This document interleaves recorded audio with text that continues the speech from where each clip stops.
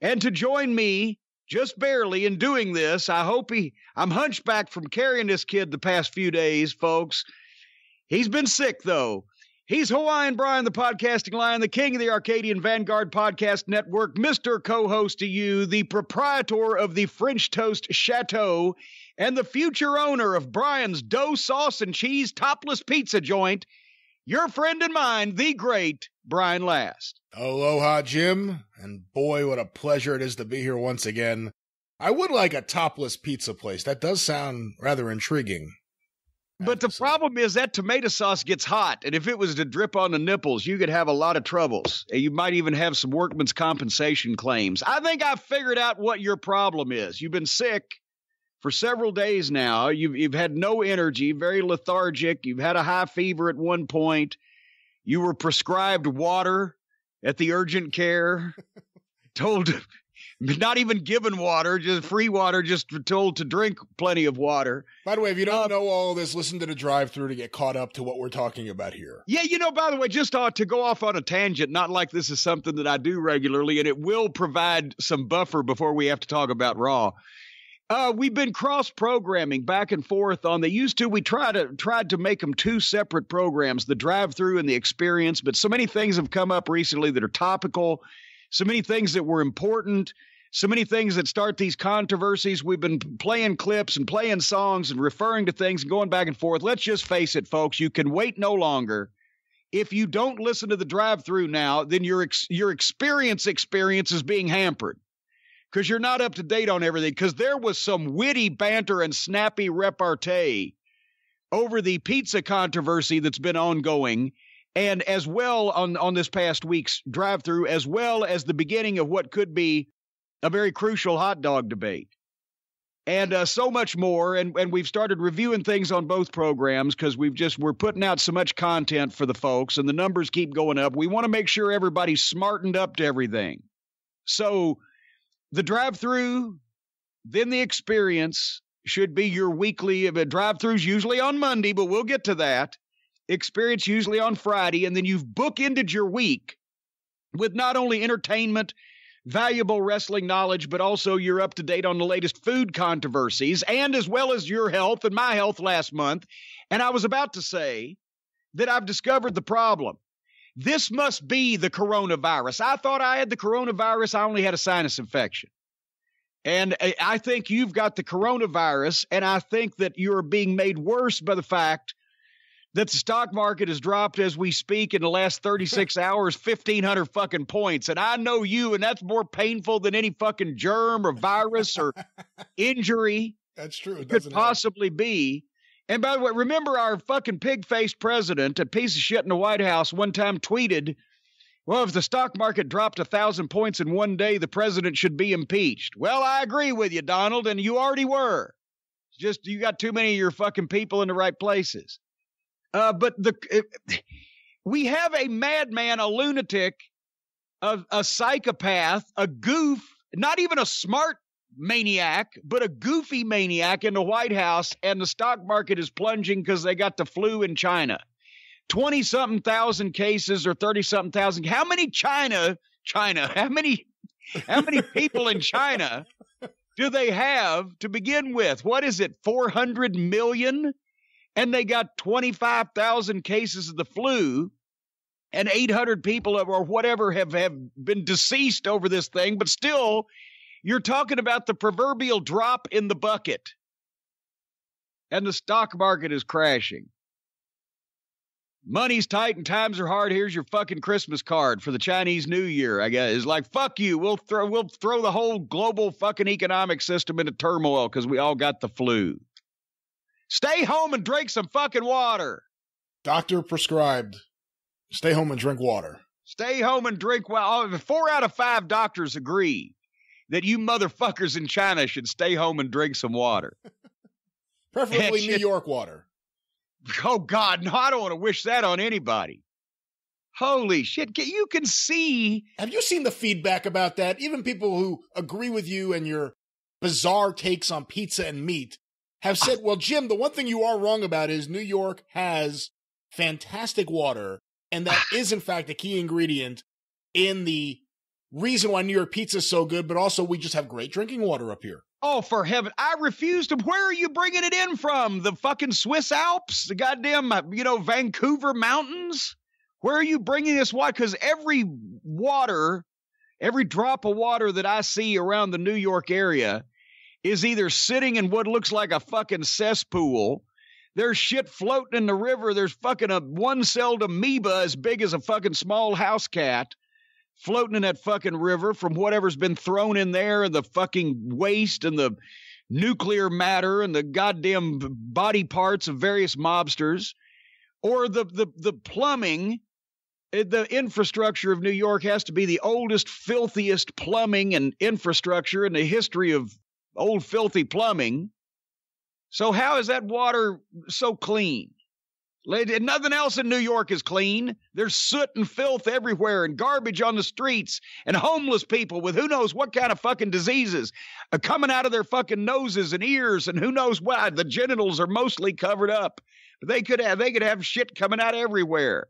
And I've seen rats, not even two-legged rats, but four-legged rats scurrying around the streets of New York City on my trips there. I've seen You've garbage. Seen that? Hold on. You've really seen rats in the streets? If I'm lying, I'm flying and my feet ain't left the ground. One of them accosted me and Stacy one night walking back to our hotel from having dinner, and it had bloody fangs and it snarled at us. But it surprised us. We wouldn't have got that close, but it came out from under. Do you or do you not admit, Brian Last? Can you not admit that if you walk down the streets of New York City at almost any point in time in the year, invariably you will see piles of garbage out on the sidewalk in front of businesses 3 or 4 feet wide, up to 5, 6 feet high, and just rows of it just to 10, 20, 30 feet down the fucking sidewalk? There are times you do see that, yes. Numerous times. Which is why I've always lived in the suburbs. We ain't talking about the suburbs now. We're talking about New York water. And New York water doesn't come from fucking Scottsdale. It comes from the goddamn whatever the fuck they pump it from in the middle of New York City through all those disgusting pipes that feed all those pizza places that use that water to make the dough that sits under the sauce that holds up the cheese that you stuff in your face and you want me to consume as well. And I'm saying that it would probably be better to drink pure cow piss from Montana than drink any water that has been through the New York City industrial system. Have you ever drank tap water from Florida, from South Florida? I don't drink tap water. Okay, well, I've tried it. The water that comes out of the Everglades. It's disgusting. I can agree with you there as well. I can imagine that. I don't know what they're doing in New York, but it is, and again, famously, fantastic water. The rest of the country is jealous of the drinking water we have here in the... So you're saying the Colorado Rockies are just lusting to get after some of that pure, clean-tasting New York water? I know lots of people who live in Colorado. Here's what I've never heard. Oh my God, the water is so good, you must try it. Well, you can suck it right out of the ground. How about down in Tennessee? They got some places in the Smoky Mountains, those pure, babbling brooks and streams. Oh, the water tastes so good. Because there ain't no big city around it with dirty people with filthy habits doing a bunch of business and throwing their waste in effluvia willy-nilly around town. And I'll tell you something, I don't drink tap water really anywhere. I don't drink a lot of bottled water. Sprite, as we know, Sprite Zero is my little bit of the boobly. But I don't drink tap water because I don't trust anybody's fucking water pipes. What's been in that water fucking pipe all the way from wherever that water is coming to where I'm fucking drinking it? And as a matter of fact, I have a filter in my refrigerator on my ice so that the ice is filtered water before it's frozen. And when I go out in a restaurant and I have to fucking drink somebody else's ice, I keep an eye on the fucking, I keep an eye on the ratings. When I walk in a door, if you're below 92, chances are I'm turning a fucking round. Your food inspection on there, and I look a little sideways at 92. I want to see the notes. Anything 94 and up, okay, clean ice. We're all right. I don't drink the tap water here. We have a water cooler and a filtration system. However, I could if I wanted to. It's that good. And I'll even, you know what? We even had a guy, when I bought this house, we had a guy come here, and he was a representative. Yeah, it's your story. Tell it. He was a representative from some water filtration company. We said, hey, let's do this so we can. No, you're not going to tell me that he said, no, Brian Lass, you don't need my filters. Your water is perfect. I can honestly tell you it was a bizarre experience. No. He came into our kitchen, he tested our water, and he said, if I tried to sell you something, I would be ripping you off because of where you guys live and your tax bracket. The water's really good. They take care of you. And then he tried to sell us his services as a bodyguard who used to be a member of Mossad in Israel. And he started talking about all of my neighbors in this town that he used to work for and how he can kill people at will. It was one of the most bizarre experiences. How he can kill people does he have a license for this? Is he a double knot spy? Apparently he has a team of other assassins that work with him or have in the past. And they all wait. First of all, what kind of vibe do you give off that you can have a fucking door-to-door salesman in the New York, New Jersey metropolitan area come to you and actually not try to sell you the product, but at the same time confide in you that he's a fucking hired killer and an assassin for fucking some whatever terrorist group you just mentioned, and offer his services to you? What kind of vibe do you give off? I have no idea, and I didn't want to break his heart and tell him I already have some ex-Mossad guys working for me. So. Oh, for heaven's sake. Who is it now? Mossad. Who's Mossad? You don't know Mossad? I missed these people. I don't know Mossad. All right. I know massage, but not Mossad. Well, what do you mean, all right? Tell me who the fuck Mossad is. You don't know Mossad. God damn it. How many English words do I fucking come up with to explain to you? I have no idea what you're babbling about from your fucking pipe. Mossad is the Israeli intelligence. Well, I guess they are the security force for Israeli intelligence. Ah, so they're in charge of keeping track of the people in Israel who are intelligent. Intelligence and maybe some violence, yeah. Oh, for heaven's sake! The point. You know, you're in New Jersey. I would have believed if you'd have said, look, John Gotti III fucking came by and offered to, whack my neighbor that mows her lawn too much for $50. That's Hollywood. That's all Hollywood. But, all right. What do you and your lovely better half there? Does she look like Cameron Diaz is a fucking sequel to Kill Bill? Or is like, hey, if you need anybody fucking off in the neighborhood here, I can't filter your water, but I can fucking whack some people. Cameron Diaz wasn't in Kill Bill. Who was Uma Thurman? Uma Thurman. Uma? Oprah. What? That killed David Letterman's career. Remember he did that horrible joke he hosted the Oscars like one time and he's Uma, meet Oprah. Oprah, Uma, Oprah.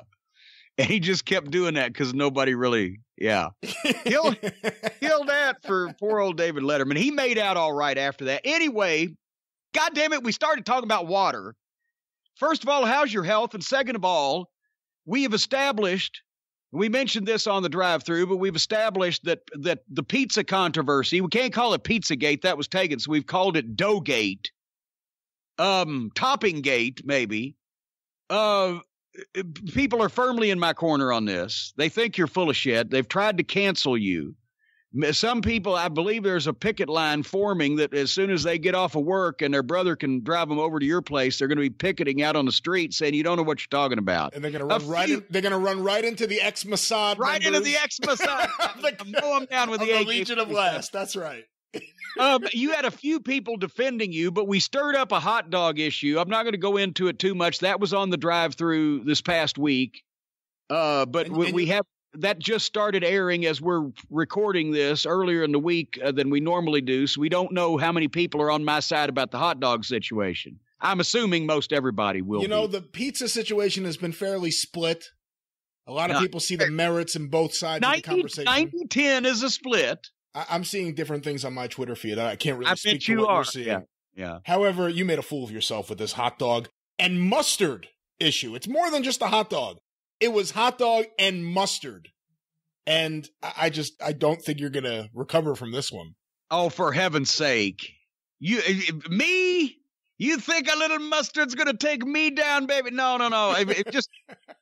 Anyway, we'll see what the Twitter comments are like over the next few days, because that hot dog debate is just getting started. And you're feeling a little bit better, so we're going to do some programming here. A little bit.